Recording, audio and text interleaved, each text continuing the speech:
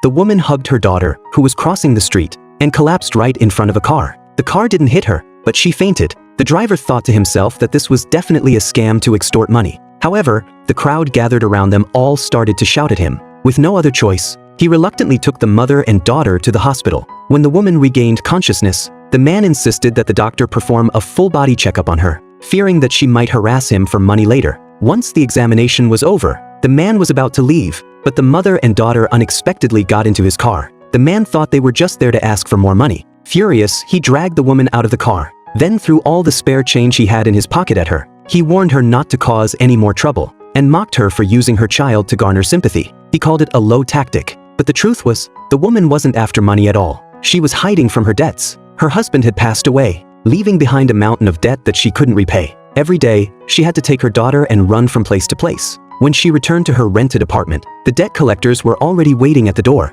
She had no choice but to take her daughter and spend the night at the restaurant where she had just interviewed.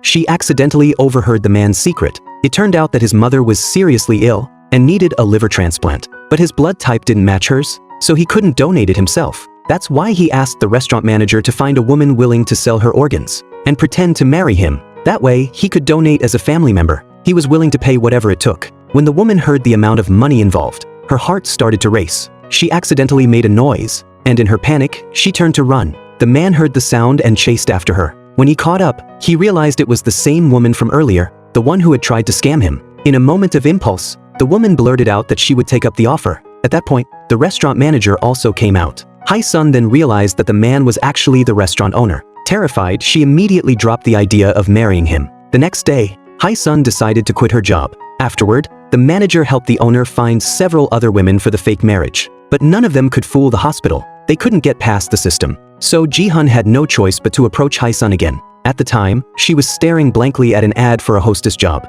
Ji-hun immediately noticed that she was in dire need of money and took her to a hotel to talk about the fake marriage. Hai-sun said she needed time to think it over, but Ji-hun thought she was just trying to raise the price. He spoke to her harshly. Hai-sun, upset, immediately changed her mind, and they parted ways in anger. However, not long after, Hai-sun was diagnosed with a tumor in her brain. She collapsed to the ground. She thought about how her daughter would survive in the future. In the end, she decided to approach Ji-hun herself.